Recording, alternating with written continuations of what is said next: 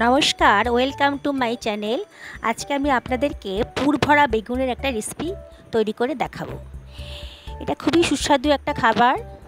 আমি 3 টেবিল চামচ মতো সাদা তেল নিয়েছি, ফ্রাই প্যানে গরম করতে দিয়ে দিয়েছি। হাফ টেবিল চামচ মতো জিরে দিয়ে দিয়েছি, আর 2খানা পেঁয়াজকে কুচি করে দিয়ে দিয়েছি।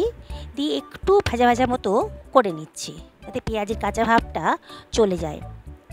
তারপরে আমি 1 টেবিল চামচ মতো হলুদের গুঁড়ো, ধনের গুঁড়ো, জিরের গুঁড়ো আর প্রয়োজন মতো লঙ্কার গুঁড়ো আর নুনটা দিয়ে দিয়েছি। একটু হিংও এর মধ্যে দিয়ে দিলাম।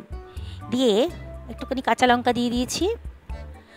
লঙ্কার পরিমাণটা আপনারা নিজেদের মতো করে দেবেন, যেমন পরিমাণ লঙ্কা পছন্দ করেন। এবার মশলাটা আমি ভালো করে ভেজে নিচ্ছি। এবার 2 টেবিল চামচ মতো নারকেল কোড়া এর মধ্যে অ্যাড করে দিলাম। দিয়ে আবারও আমি মশলাটা ভালো করে নাড়াচাড়া করে নিচ্ছি। গ্যাসের ফ্লেমটা হাই টু মিডিয়ামে রেখেছি। আদা বাটা আর রসুন বাটা 1 টেবিল চামচ মতো এর মধ্যে মিশিয়ে দিলাম। দিয়ে দিলাম 2 টেবিল চামচ মতো দই। দিয়ে আবারও আমি ভালো করে মশলাটাকে ভেজে নিচ্ছি। বন্ধুরা, এটা খুবই সুস্বাদু একটা খাবার হয়, খেতে খুব দারুণ লাগে। আপনারা বাড়িতে এটা অবশ্যই ট্রাই করবেন। আশা করি আপনাদের সকলেরই খুব ভালো লাগবে এই রেসিপিটা। দেখুন, আমি ভালো করে ভেজে নিচ্ছি মশলাটা ভাজা প্রায় হয়ে এসছে। এবার আমি খানিকটা ধনেপাতা কুচি এর মধ্যে মিশিয়ে দেব। মিশিয়ে গ্যাসের ফ্লেমটা বন্ধ করে দিয়েছি। এবার আমি মশলাটা ঠান্ডা করতে দেব। অন্য একটা পাত্রে তুলে রাখবো, রেখে আমি মশলাটা ঠান্ডা করতে দেবো। বন্ধুরা, আপনাদের যদি এই রেসিপিটা ভালো লাগে তাহলে লাইক করবেন, কমেন্ট করে জানাবেন। আর আমি আশা করছি যে এইটা আপনাদের এত ভালো লাগবে যে আপনারা বারবার করে এই রান্নাটা ট্রাই করবেন। আমি কতগুলো বেগুনকে নিয়ে নিয়েছি। একটু ছোটো সাইজের বেগুন হলেই বেশি ভালো হয়। আমার কাছে এরকম ধরনের বেগুনই ছিল, তাই বেগুনটাকে আমি ভালো করে ধুয়ে রেখেছি। ধুয়ে রেখে আমি বেগুনটাকে মাঝখান থেকে চিড়ে দিচ্ছি। দেখুন আমি কিরকম করে মাঝখান থেকে কেটে নিচ্ছি। বোটাটা রেখে দিয়েছি। বেগুনটাকে ভালো করে দেখতে হবে যদি পোকা টোকা না থাকে বেগুনের ভেতরে। এবার আমার এই মশলাটা ঠান্ডা হয়ে গেছে। মশলাটা আমি ওই বেগুনটার মাঝখানটায় ভরে দিচ্ছি। ভালো করে চামচের সাহায্যে ভরে দিচ্ছি। হাত দিয়ে ভালো করে ঠেসে ঠেসে আমি ভরে দেবো। দিয়ে চেপে চেপে ধরছি, তাহলে মশলাটা এই বেগুনের মাঝখানে ঢুকে গেছে। এরকম করে দেখুন আমি আবারও একটা বেগুন তৈরি করে দেখাচ্ছি। বেগুনটার মুখটা কেটে নিচ্ছি, নিয়ে মাঝখানটা কেটে নিচ্ছি।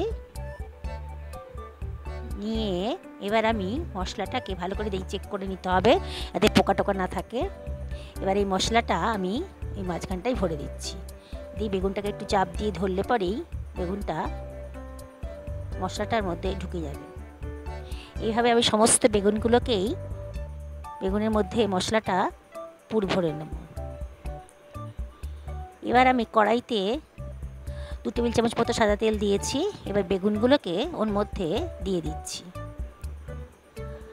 আঁচটা আমি এখন ফ্লেমটাকে আমি মিডিয়াম টু হাইতেই রাখবো। সমস্ত বেগুনগুলোকে দেখুন আমি দিয়ে দিচ্ছি। বেগুনগুলোকে আমার দেওয়া হয়ে গেছে। নতুন বন্ধুদেরকে রিকোয়েস্ট করব সাবস্ক্রাইব করার জন্যে, আর পুরনো বন্ধুরা জানাবেন কেমন লাগলো। এটা খুবই সুস্বাদু খেতে হয়। এটা আমি ঢাকা দিয়ে দিলাম, মিনিট 10 জন্য ঢাকা দিয়ে দিচ্ছি। আর ফ্লেমটাকে মিডিয়াম টু হাইতে রেখে দিয়েছি। তারপরে মাঝে কিন্তু একবার আমাকে চেক করে নিতে হবে বেগুনটা যেন ধরে না যায়। একটু ওলটপালট করে দিতে হবে। মাঝে একটু ঢাকনাটা তুলে একটু বেগুনগুলোকে ওলটপালট করে দিতে হবে যাতে বেগুনগুলো পুড়ে না যায়। বন্ধুরা, আপনারা বাড়িতে এটা ট্রাই করবেন, খুবই অসাধারণ খেতে হয়। এটা একটু ছোটো সাইজের বেগুন হলে বেশি ভালো হয়। এবার আমি ফাটানো দইটা এর মধ্যে দিয়ে দিলাম। ফাটানো দইটা আমি দিয়ে দিয়েছি এর মধ্যে। এবার আমি বাটি ধোয়া একটুখানি জল ওর মধ্যে অ্যাড করে দিলাম।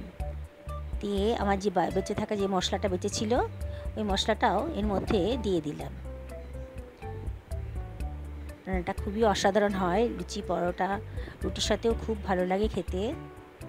একটু নুন দিয়ে দিলাম, একটু জিরের গুঁড়ো আর একটু ধনের গুঁড়ো আর একটুখানি লঙ্কার গুঁড়োর মধ্যে অ্যাড করে দিচ্ছি। এখনও বলছি বন্ধুরা, লঙ্কাটা আপনারা নিজেদের পছন্দ মতো দেবেন। আর একটু গরম মশলা এর মধ্যে অ্যাড করে দিলাম, দিয়ে আমি আর একটু নাড়াচাড়া করে নেব। এগুলোকে একটু নাড়াচাড়া করে নিচ্ছি, ওলট পালট করে দিচ্ছি, যাতে মশলাটা বেগুনের মধ্যে ভালো করে ঢুকে যায় আর বেগুনটা আমার সেদ্ধ হয়ে যায়। এখনও বেগুনটা সেদ্ধ হয়নি, বোঝা যাচ্ছে দেখে যে বেগুনটা এখনও সেদ্ধ হয়নি। এবার আমি নাড়াচাড়া করে দিচ্ছি, বেগুনটাকে ওলট পালট করে দিচ্ছি। গ্যাসের ফ্লেমটা মিডিয়াম টু হাইতে রেখেছি। আবার আমি ঢাকা দিয়ে দিলাম মিনিট 5-এর জন্য। মিনিট 5 হয়ে গেছে। এবার বেগুনটাকে আবার আমি একটু নাড়াচাড়া করে নেব। এখনও দেখুন বন্ধুরা, বেগুনটা এখনও দেখেই মনে হচ্ছে বেগুনটা এখনও সেদ্ধ হয়নি, আরও একটু হবে। আবার আমি ঢাকা দিয়ে দিলাম। আপনারা একটু চেক করে নেবেন, নাহলে বেগুনটা ধরে যাবে নিচে, পোড়া লেগে গেলে আর খেতে ভালো লাগবে না। আবারও খানিক্ষণ বাদে, মিনিট 2-3 বাদে বেগুনটা ঢাকনাটা তুলে দিয়েছি। দেখুন বেগুনটা এবার পুরোপুরি সেদ্ধ হয়ে গেছে, দেখেই বোঝা যাচ্ছে যে বেগুনটা পুরোপুরি সেদ্ধ হয়ে গেছে। এটা অসাধারণ লাগে। আপনারা যদি বাড়িতে একবার এই রেসিপিটা ট্রাই করেন, বারবার এটাই করে খেতে ইচ্ছে করবে আপনাদেরকে। খুবই সোজা। আমি এবার এটাকে সার্ভ করার জন্য রেডি হয়ে গেছে। আমি একটা প্লেটের মধ্যে সার্ভ করে দিচ্ছি। বন্ধুরা, আমি আপনাদের রিকোয়েস্ট করব, কেমন লাগলো কমেন্ট করে জানাবেন। নতুন বন্ধুদেরকে আবারও রিকোয়েস্ট করছি সাবস্ক্রাইব করার জন্যে। ভালো থাকুন, নমস্কার।